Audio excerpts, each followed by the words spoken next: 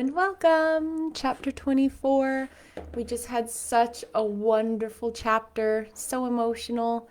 Jane and Mr. Rochester have finally come to terms with themselves, more like he finally got Jane to come to terms with how she felt, and we're moving on. It should be said we're on page almost 400 of 600 and something, 691. So there's still 300 pages left, which means if you don't know what the story is, what else is going to happen? 300 pages is a lot to say they got married and then lived happily ever after, right? We'll see. Chapter 24. As I rose and dressed, I thought over what had happened and wondered if it were a dream. I could not be certain of the reality till I had seen Mr. Rochester again and heard him renew his words of love and promise. While arranging my hair, I looked at my face in the glass and felt it was no longer plain. There was hope in its aspect and life in its colour, and my eyes seemed as if they had beheld the fount of fruition in borrowed beams from the lustrous ripple. I had often been unwilling to look at my master, because I feared he could not be pleased at my look, but I was sure I might lift my face to him now, and not cool affection by his expression.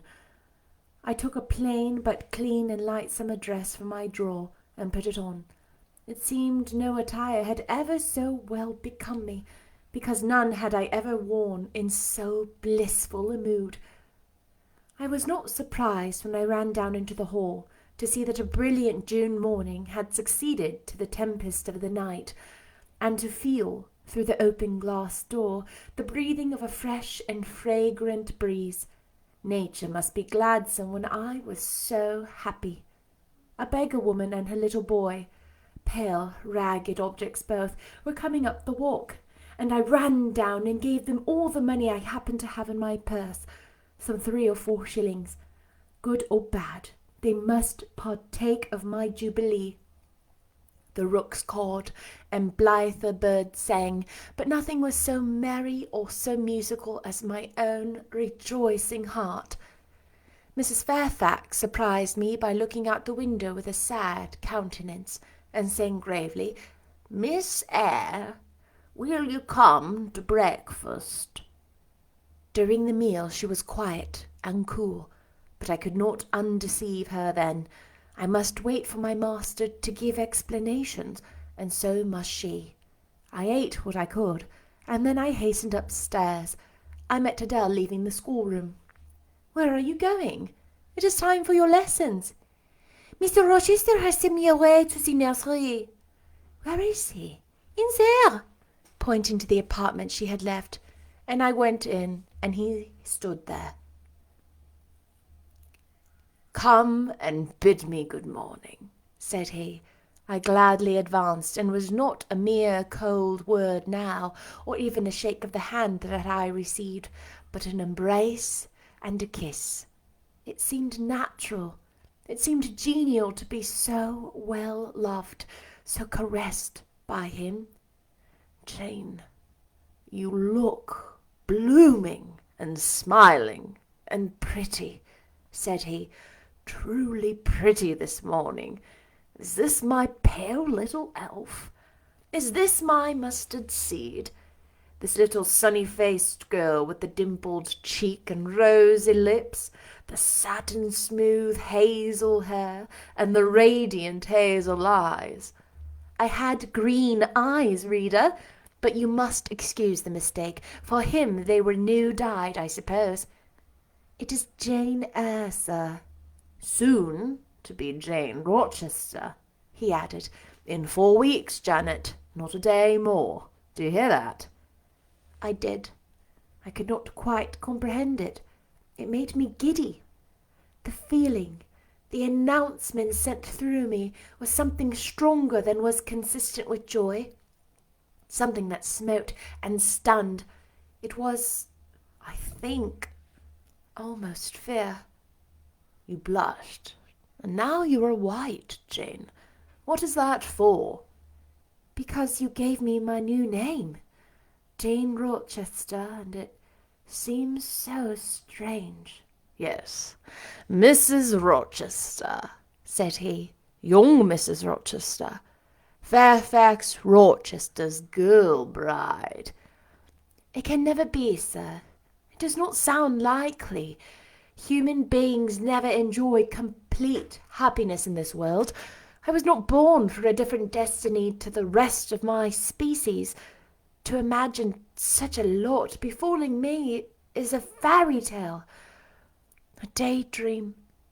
"Which I can and will release. I shall begin today. This morning I wrote to my banker in London to send me certain jewels he has in his keeping, heirlooms for the ladies of Thornfield. In a day or two I hope to pour them into your lap. For every privilege, every attention shall be yours that I would accord a peer's daughter, if it about to marry her." "Oh, sir, never rain jewels. I do not like to hear them spoken of. Jewels for Jane Eyre sounds unnatural and strange. I would rather not have them." "I will myself put the diamond chain round your neck, and the circlet on your forehead, which it will become, for nature at least has stamped her patent of nobility on this brow, Jane, and I will clasp the bracelets on this fine wrist, and load these fairy-like fingers with rings." "No, no, sir. Think of the other subjects, and speak of other things in other strain. Don't address me as if I were a beauty. I am your plain, Quakerish governess." "You are a beauty in my eyes, and a beauty just after the desire of my heart, delicate and aerial." "Puny and insignificant, you mean. You are dreaming, sir. Or you are sneering. For God's sake, don't be ironical." "I will make the world acknowledge you a beauty too," he went on, while I really became uneasy at the strain he had adopted, because I felt he was either deluding himself or trying to delude me. "I will attire my Jane in satin and lace, and she shall have roses in her hair, and I will cover the head I love best with a priceless veil." "And then you won't know me, sir, and I shall not be a Jane Eyre any longer, but an ape in a harlequin's jacket, a jay in borrowed plumes. I would as soon see you, Mr. Rochester, tricked out in stage trappings, as myself clad in a court lady's robe. And I don't call you handsome, sir, though I love you most dearly, far too dearly to flatter you. Don't flatter me." He pursued his theme, however, without noticing my deprecation. "This very day I shall take you in the carriage to Millcote, and you must choose some dresses for yourself. I told you we shall be married in 4 weeks. The wedding is to take place quietly, in the church down below yonder, and then I shall waft you away at once to town. After a brief stay there, I shall bear my treasure to regions nearer to the sun, to French vineyards and Italian plains, and she shall see whatever is famous in old story and in modern record. She shall taste, too, the life of cities, and she shall learn to value herself by just comparison with others."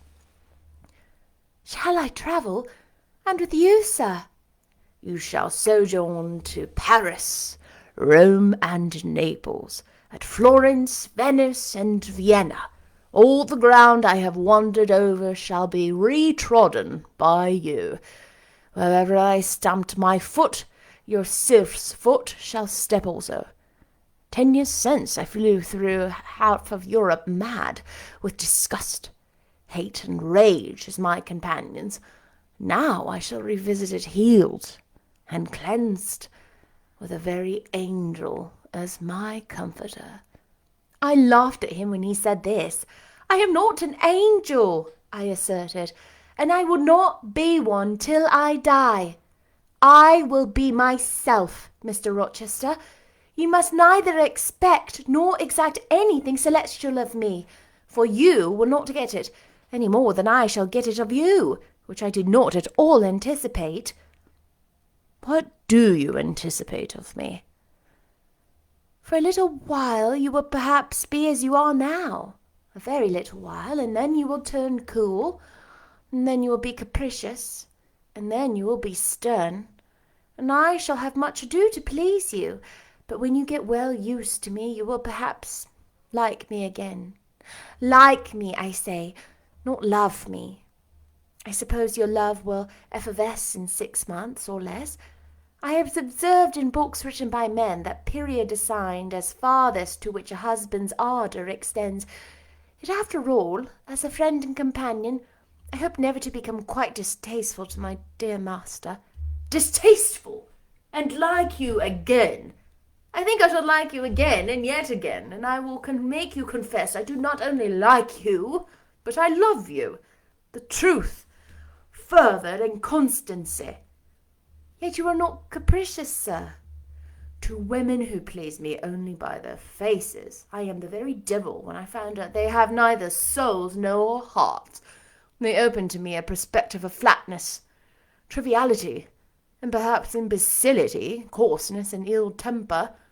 But to the clear eye and eloquent tongue, to the soul made of fire, and the character that bends but does not break, at once supple and stable, tractable and consistent, I am ever tender and true. Had you ever experience of such a character, sir?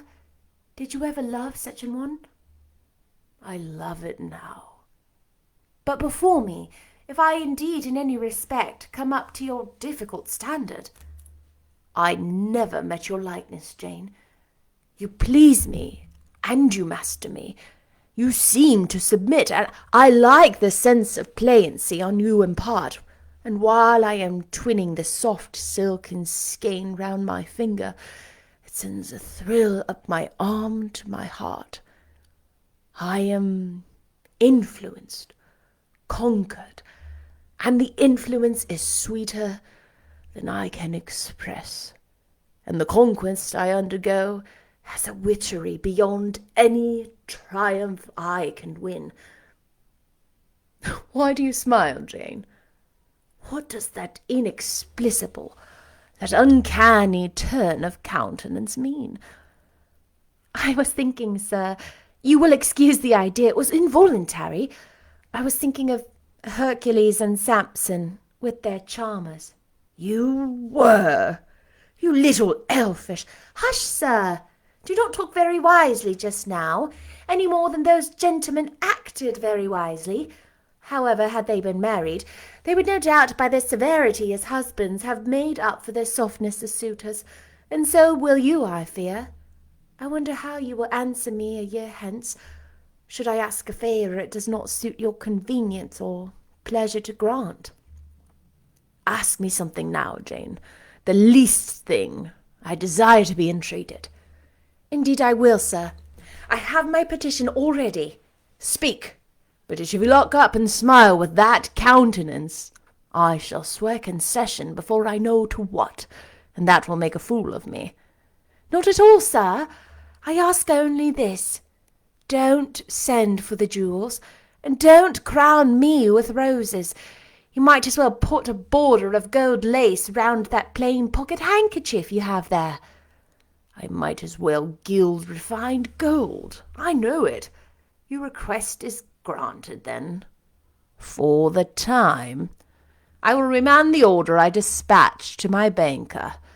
But you have not yet asked for anything. You have prayed a gift to be withdrawn. Try again. Well, sir, have the goodness to gratify my curiosity, which is much piqued on one point. He looked disturbed. What? He said hastily. Curiosity is a dangerous petition. It is well I have not taken a vow to accord every request. But there can be no danger in complying with this, sir. Utter it, Jane. But I wish that instead of a mere inquiry into, perhaps, a secret, it was a wish for half my estate. Now, King Ahasuerus, what do I want with half of your estate? Do you think I am a Jew usurer, seeking good investment in land. I would much rather have all your confidence. You will not exclude me from your confidence if you admit me to your heart. You are welcome to all my confidence that is worth having, Jane. But for God's sake, don't desire a useless burden. Don't long for poison. Don't turn out a downright Eve on my hands. Why not, sir? You have just been telling me how much you like to be conquered, and how pleasant over-persuasion is to you. Don't you think I had better take advantage of the confession and beg in and coax and entreat, even cry and be sulky if necessary, for the sake of mere essay of my power? I dare you to any such experiment. Encroach, presume, and the game is up. Is it, sir? You soon give in? How stern you look now! Your eyebrows have become as thick as my finger, and your forehead resembles what, in some very astonishing poetry, I once saw styled as a blue-piled thunderloft. That will be your married look, sir, I suppose. If that will be your married look, I, as a Christian, will soon give up the notion of consorting with a mere sprite or salamander. This is what I have to ask. What, please, be out with it. There, you are less civil now, and I like rudeness a great deal better than flattery. I had rather be a thing than an angel. This is what I have to ask. Why did you take such pains to make me believe you wished to marry Miss Ingram? Is that all? Thank God it is no worse. And now he unknit his black brows, looked down, smiling at me, and stroked my hair, as if well pleased at seeing a danger averted. I think I may confess, he continued, even though I should make you a little indigent, Jane, and I have seen what a fire spirit you can be when you are indignant. You glowed in the cool moonlight last night, when you mutinied against fate, and claimed your rank as my equal. Janet, by the by, it was you who made me the offer. Of course I did. But to the point, if you please, sir. Miss Ingram? Well, I feigned courtship of Miss Ingram because I wished to render you as madly in love with me as I was with you. I knew jealousy would be the best ally I could call in for the furtherance of that end. Excellent! Now you are small. Not one whit bigger than the end of my little finger. It was a burning shame and a scandalous disgrace to act in that way. Did you think nothing of Miss Ingram's feelings, sir? Her feelings are concentrated in one, pride, and that needs humbling. Were you jealous, Jane? Never mind, Mr. Rochester. It is in no way interesting to you to know that. Answer me truly once more. Do you think Miss Ingram will not suffer for your dishonest coquetry?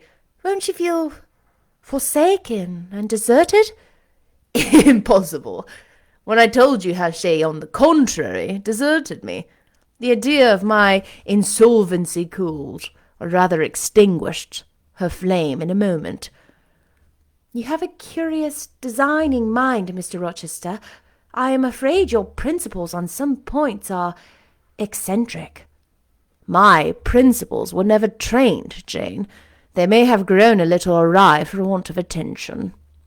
Once again, seriously, may I enjoy the great good that has been vouchsafed for me, without fearing that anyone else is suffering the bitter pain I myself felt a while ago? That you may, my good little girl. There is not another being in the world has the same pure love for me as yourself, for I lay that pleasant unction to my soul, Jane, a belief in your affection. I turned my lips to the hand that lay on my shoulder. I loved him very much, more than I could trust myself to say, more than words had the power to express. Ask something more, he said presently. It is my delight to be entreated, and to yield. It was again ready with my request. Communicate your intentions to Mrs. Fairfax, sir. She saw me with you last night in the hall, and she was shocked. Give her some explanation before I see her again. It pains me to be misjudged by so good a woman." "Go to your room and put on your bonnet," he replied.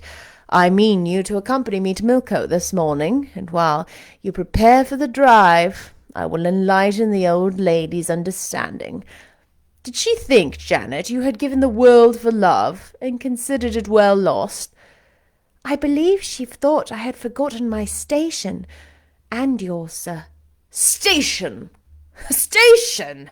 Your station is in my heart, and on the necks of those who would insult you, now or hereafter. Go." I was soon dressed, and when I heard Mr. Rochester quit Mrs. Fairfax's parlour, I hurried down to it. The old lady had been reading her morning portion of Scripture, the lesson for the day. Her Bible lay open before her, and her spectacles were upon it. Her occupation, suspended by Mr. Rochester's announcement, seemed now forgotten. Her eyes, fixed on the blank wall opposite, expressed the surprise of a quiet mind stirred by unwonted tidings. Seeing me, she roused herself. She made a sort of effort to smile, and framed a few words of congratulation, but the smile expired, and the sentence was abandoned unfinished. She put up her spectacles, shut the Bible, and pushed a chair back from the table. "I feel so astonished," she began. "I hardly know what to say to you, Miss Eyre. I have surely not been dreaming, have I? Sometimes I half fall asleep when I am sitting alone and fancy things that have never happened. It has seemed to me once more that I have been in a doze, that my dear husband, who died 15 years since, has come in and sat down beside me, and that I have even heard him call me by my name, Alice, as he used to. Now, can you tell me whether it is actually true that Mr. Rochester has asked you to marry him? Don't laugh at me, but I really thought he came in here 5 minutes ago and said that in a month you would be his wife." "He has said the same thing to me," I replied. "He has? Do you believe him? Have you accepted him?" "Yes." She looked at me bewildered. "I could never have thought it. He is a proud man. All the Rochesters were proud, and his father at least liked money. He, too, has always been called careful. He means to marry you?" "He tells me so." She surveyed my whole person. In her eyes I read that they had there found no charm powerful enough to solve the enigma. "It passes me," she continued, "but no doubt it is true since you say so. How it will answer, I cannot tell. I really don't know.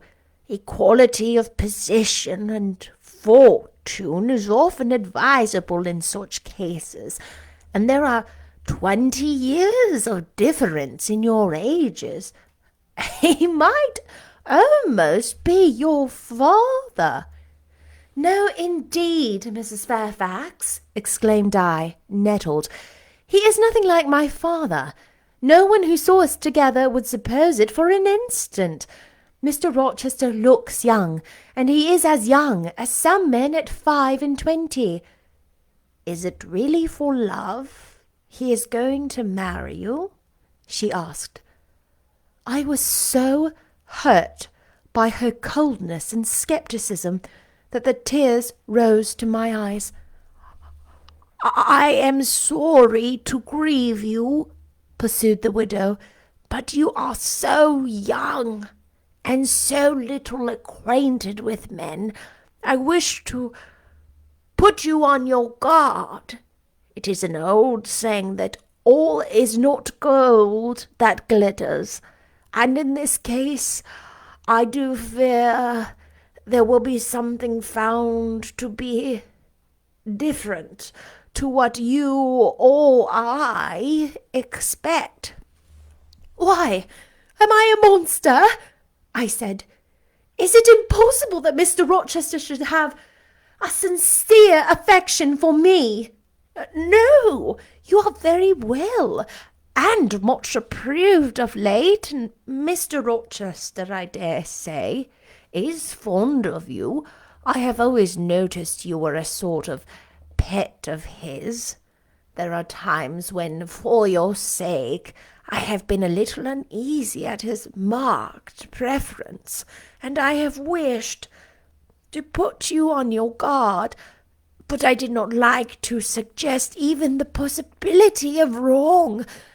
I knew such an idea would shock, perhaps offend you, and you were so discreet and so thoroughly modest and sensible.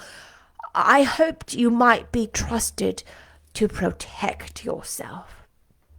Last night I cannot tell you what I suffered when I sought all over the house and could find you nowhere, nor the master either.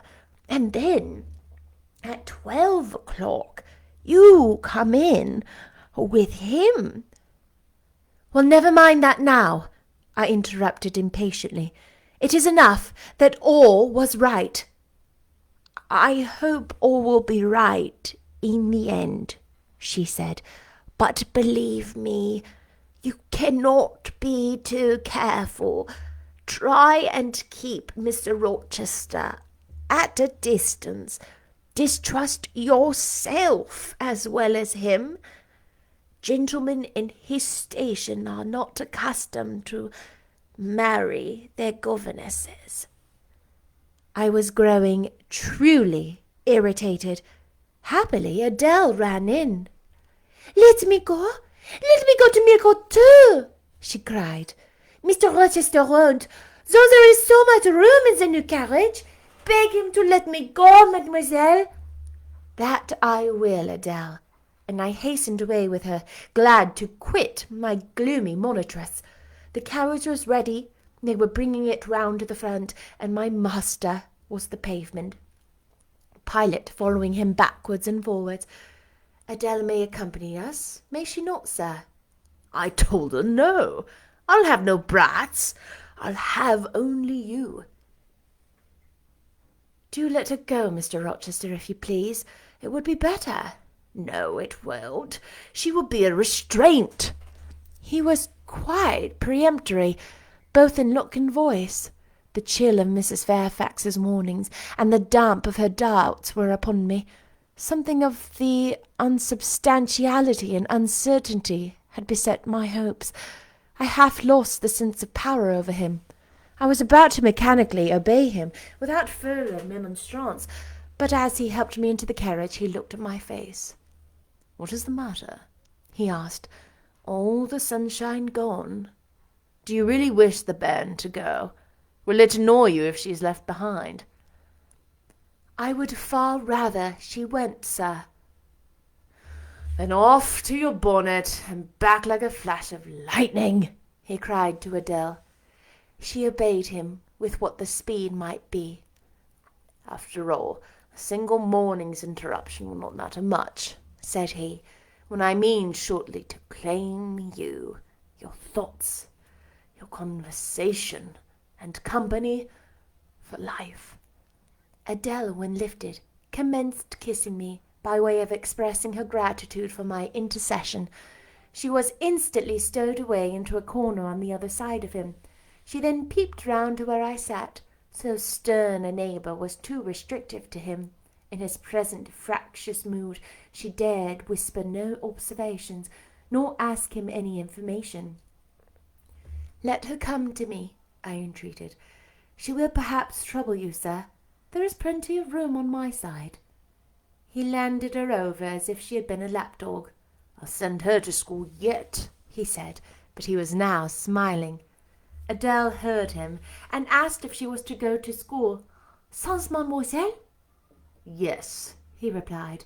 Absolutely sans mademoiselle, for I am to take mademoiselle to the moon, and there I shall seek a cave in one of the white valleys among the volcano tops.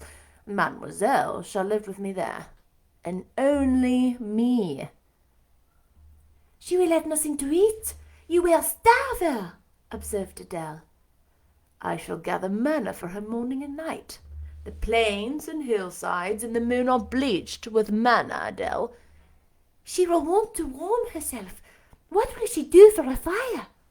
Fire rises out of the lunar mountains when she is cold. I'll carry her up to a peak and lay her down on the edge of a crater. Ok, elle serait mal peu confortable. And the clothes? They will wear out. How can she get new ones? Mr. Rochester professed to be puzzled. Hem, said he. What would you do, Adele? Cudgel your brains for an expedient. How would a white or a pink cloud answer for a gown, do you think? And one could cut a pretty enough scarf out of a rainbow. She is far better as she is, concluded Adele, after musing some time. Besides, she would get tired of living with only you in the moon. If I were mademoiselle, I would never consent to go with you. She has consented. She has pledged her word. But you can't get her there.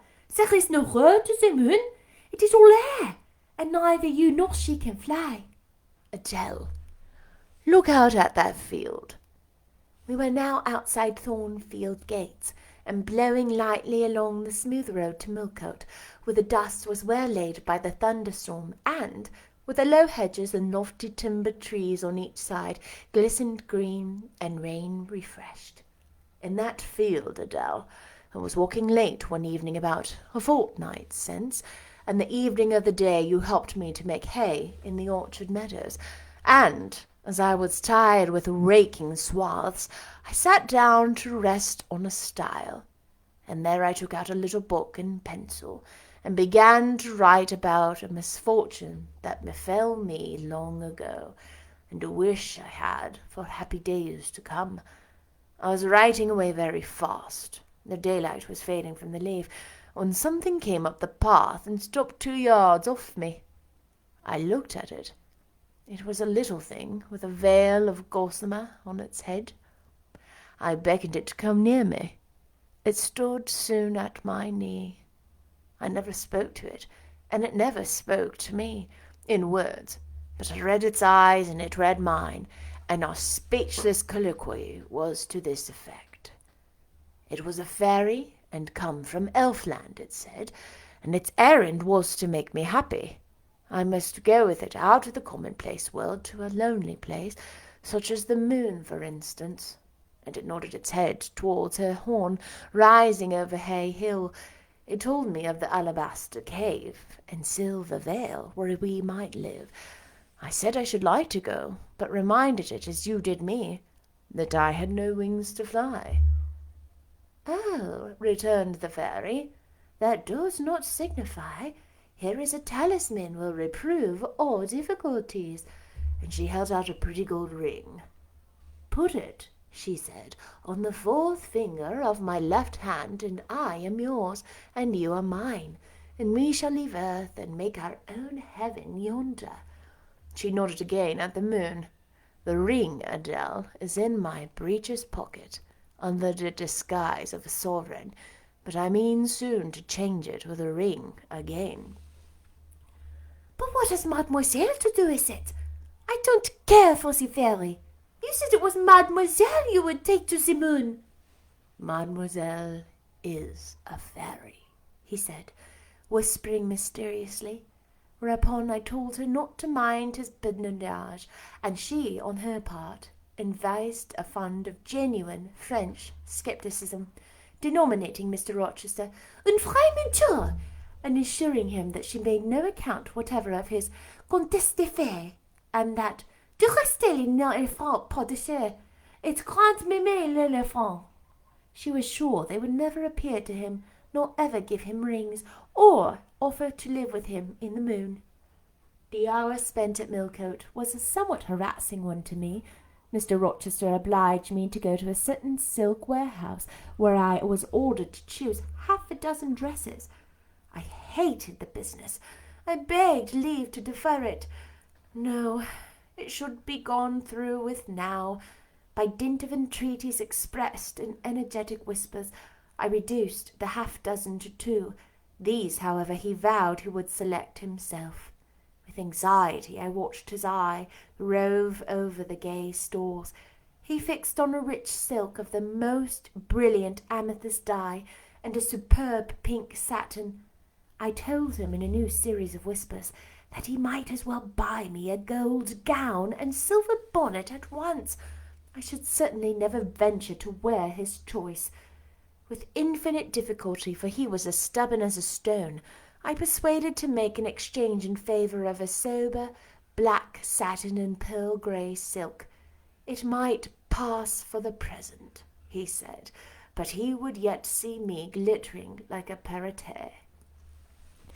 Glad I was to get him out of the silk warehouse, and then out of the jeweller's shop. The more he bought me, the more my cheek burned with a sense of annoyance and degradation. As we entered the carriage, and I sat back, feverish and fagged, I remembered what, in the hurry of events, dark and bright, I had wholly forgotten: the letter of my uncle, John Eyre, to Mrs. Reed, his intention to adopt me and make me his legatee.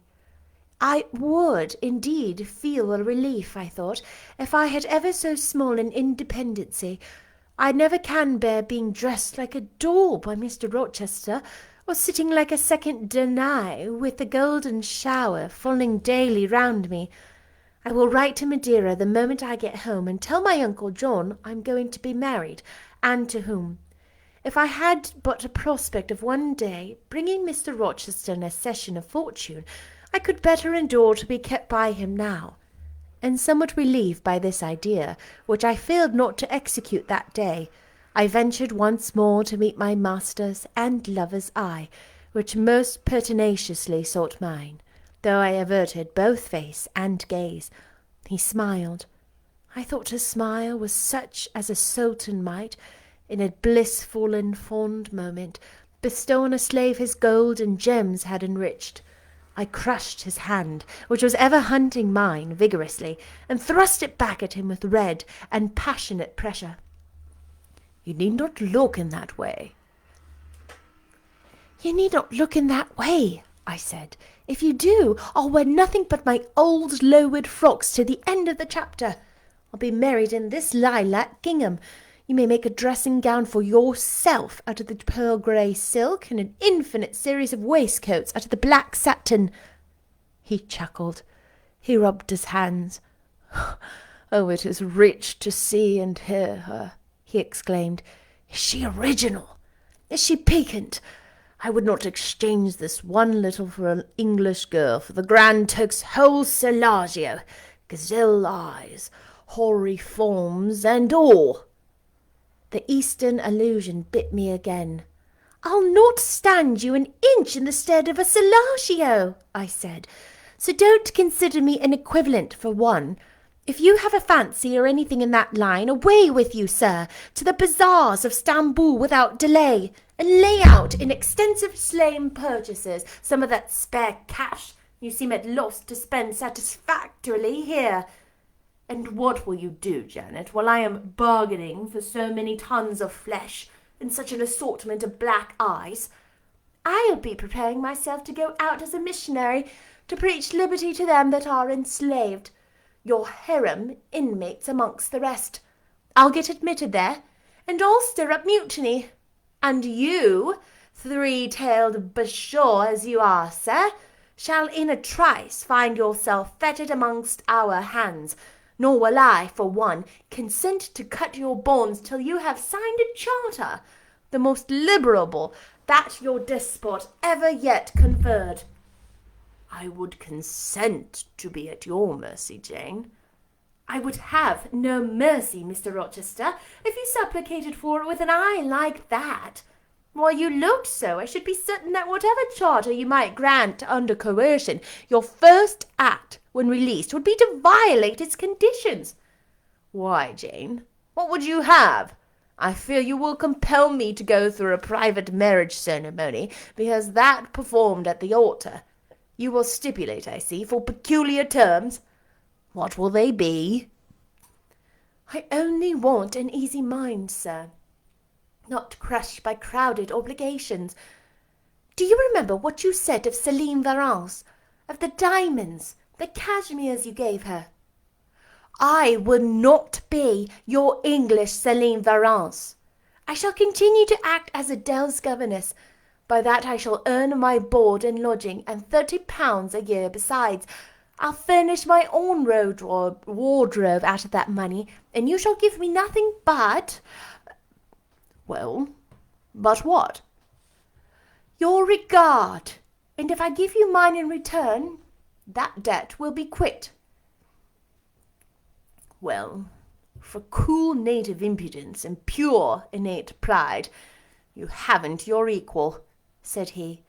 We were now approaching Thornfield. Will it please you to dine with me today? He asked, as we re-entered the gates. No, thank you, sir. And what for no thank you, if one may inquire? I never have dined with you, sir, and I see no reason why I should now, till— Till what? You delight in half-phrases. Till I can't help it. Do you suppose I can eat like an ogre or a ghoul, that you dread being a companion of my repast? I have formed no supposition on the subject, sir, but I want to go on as usual for another month. You will give up your governessing slavery at once. Indeed, begging your pardon, sir, I shall not. I shall just go on with it as usual.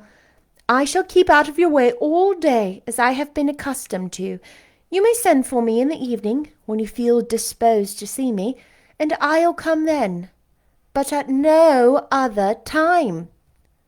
I want a smoke, Jane, or a pinch of snuff to comfort me under all this. Pour me donner une contenance, as Adèle would say, and unfortunately I have neither my cigar case nor my snuff-box. But listen. Whisper. It is your time now, little tyrant, but it will be mine presently, and when once I have fairly seized you, to have and to hold, I'll just, figuratively speaking, attach you to a chain, like this, touching his watch-guard. Yes, bonny wee thing, I'll wear you in my bosom, lest my jewel I should tine. He said this as he helped me to alight from the carriage, and while he afterwards lifted out Adèle, I entered the house and made good my retreat upstairs. He duly summoned me to his presence in the evening. I had not prepared an occupation for him, for I was determined not to spend the whole time in a tete-a-tete conversation. I remembered his fine voice. I knew he liked to sing. Good singers generally do. I was no vocalist myself, and, in his fastidious judgment, no musician either, but I delighted in listening when the performance was good. No sooner had twilight, that hour of romance, began to lower her blue and starry banner over the lattice, than I rose, opened the piano, and entreated him, for the love of heaven, to give me a song. He said I was a capricious witch, and that he would rather sing another time, but I averred that no time was like the present. "Do you like my voice?" he asked. "Very much." I was not fond of pampering that susceptible vanity of his, but for once, and from motives of expediency, I would e'en soothe and stimulate it. "Well then, Jane, you must play the accompaniment." "Very well, sir. I will try." I did try, but was presently swept off the stool and denominated a little bungler, being pushed unceremoniously to one side, which was precisely what I wished. He usurped my place, and proceeded to accompany himself, for he could play as well as sing.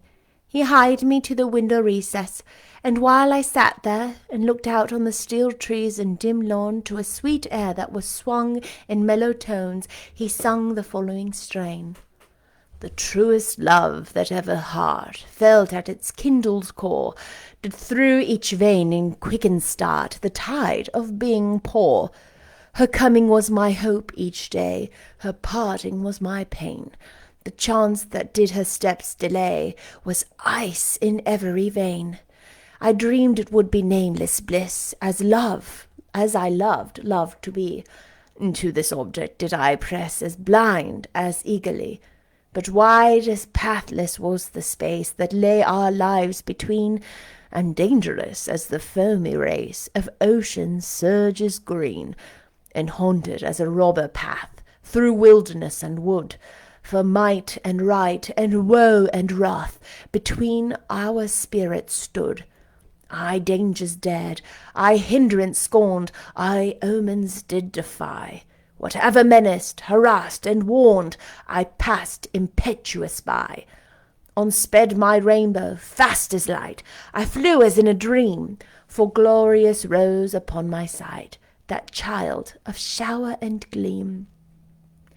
Still bright on clouds and suffering dim shines that soft solemn joy. Now care I now how dense and grim disasters gather nigh. I care not in this moment sweet, though all I have rushed o'er, should come on my opinion strong and fleet, proclaiming vengeance sore. Though haughty hate should strike me down, right bar approach to me, and grinding might with furious frown swear endless enmity. My love has placed her little hand with noble faith in mine, and vowed that wedlock's sacred band our nature shall entwine. My love has sworn with sealing kiss with me to live, to die. I have at last my nameless bliss, as I love, loved am I. He rose and came towards me, and I saw his face all kindled, and his full falcon eye flashing, and tenderness and passion in every lineament. I quailed momentarily, then I rallied. Soft scene, daring demonstration I would not have, and I stood in peril of both. A weapon of defence must be prepared. I wetted my tongue. As he reached me, I asked with asperity whom he was going to marry now. That was a strange question to be put by his darling Jane. Indeed, I considered it a very natural and necessary one. He had talked of his future wife dying with him. What did he mean by such a pagan idea? I'd no intention of dying with him. He might depend on that. Oh, all he longed, all he prayed for, was that I might live with him. Death was not for such as I. Indeed it was. I had as good a right to die when my time had come, but I should bide that time, and not be hurried away in a suité. Would I forgive him for the selfish idea, and prove my pardon by a reconciling kiss? No, I would rather be excused. Here I heard myself apostrophized as a hard little thing, and it was added, any other woman would have melted to marrow by hearing such stanzas crooned in her praise. I assured him I was naturally hard, very flinty, and that he would often find me so, and that, moreover, I was determined to show him divers rugged points in my character before in the ensuing 4 weeks lapsed. He should know fully what sort of bargain he had made, while there was yet time to rescind. Would I be quiet and talk rationally? I would be quiet if he liked, and as to talking rationally, I flattered myself I was doing that now. He fretted, fished, and pshawed. Very good, I thought. Very good, I thought. You may fume and fidget as you please, but this is the best plan to pursue with you, I am certain. I like you more than I can say, but I'll not sink into a bathos of sentiment, and with this needle of repartee I'll keep you from the edge of the gulf too. And moreover, maintain by its pungent aid that distance between you and myself most conducive to our real mutual advantage. From less to more, I worked him up to considerable irritation. Then, after he had retired, in dudgeon quite to the other end of the room, I got up and saying, "I wish you good night, sir," in my natural and wonted respectful manner, I slipped out by the side door and got away. The system thus entered on, I pursued during the whole season of probation, and with the best success. He was kept, to be sure, rather cross and crusty, but on the whole I could see he was excellently entertained, and that a lamb-like submission and turtle-dove sensibility, while fostering his despotism more, would have pleased his judgment, satisfied his common sense, and even suited his taste less. In other people's presence I was, as formerly, deferential and quiet, any other line of conduct being uncalled for. It was only the evening conferences I was thus thwarted and afflicted him. He continued to send for me punctually the moment the clock struck 7, though when I appeared before him he had no such honeyed terms of love and darling on his lips. The best words at my service were provoking puppet, malicious oaf, sprite, changeling, etc. For caresses, too, I now got grimaces. For a pressure of the hand, a pinch on the arm. For a kiss on the cheek, a severe tweak of the ear. It was all right. At present I decidedly preferred these fierce favours to anything more tender. Mrs. Fairfax, I saw, approved me. Her anxiety on my account vanished. Therefore I was certain I did well. Meantime Mr. Rochester affirmed I was wearing him to skin and bone, and threatened awful vengeance for my present conduct at some period fast coming. I laughed in my sleeve in his menaces. I can keep you in a reasonable check now, I reflected, and I don't doubt to be able to do it hereafter. If one expedient loses its virtue, another must be devised. Yet after all my task was not an easy one. Often I would rather have pleased than teased him. My future husband was becoming to me my whole world, and more than the world, almost my hope of heaven. He stood between me and every thought of religion, as an eclipse intervenes between man and the broad sun. I could not, in those days, see God for his creature, of whom I had made an idol. Holy goodness, that was a long chapter. I didn't see how long it was taking, and I was sitting there, and I was like, y'all, this is feeling long. 52 minutes. Are you kidding? What? That was chapter 24. This chapter, admittedly, is kind of an in-between chapter, right? So we had this super big drama of the confessions and the feelings and kind of a build-up, right? The volcano exploded of passion and such in the last chapter. This chapter, what I really, really enjoy about it is we see so much more now that they are past the awkwardness of does she like me, does he like me kind of thing. Now it's more we're seeing how they interact with the knowledge that they like each other, how they interact as a couple. And I love to see how they tease each other. Like romantically, they're very playful and teasing, but teasing respectfully, it seems to me at least, in a very flirtatious way. And I love that Mr. Rochester loves that about Jane.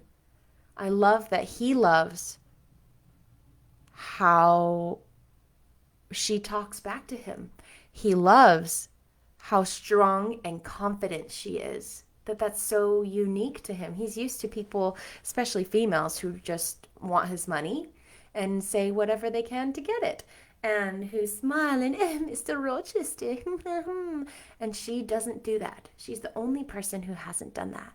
The other thing I love is that in this chapter, Jane talks about when Mr. Rochester speaks these words of love and passion and I will have you yet kind of things, and wanting to flower her in jewels and things. She just says, no, I don't want this. And I don't know, it might be going too far to her in that regard, but I love when she says, "I'm me. I'm just Jane."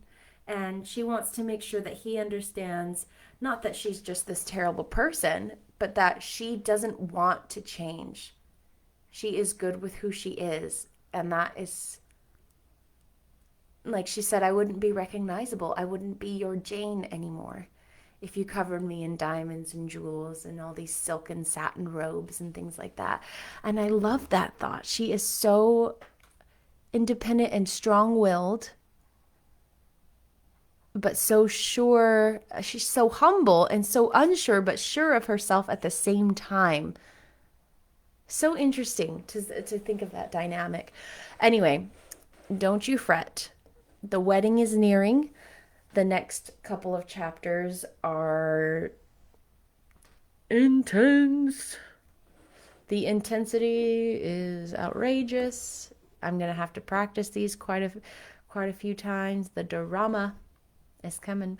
And what do you think about what Mrs. Fairfax said? Like, I get how she's like surprised, and the master and the governess, that's like super faux pas, but she made it sound like it was more than that, right? What do you think? Goodbye from Mrs. Fairfax. I'll see you tomorrow.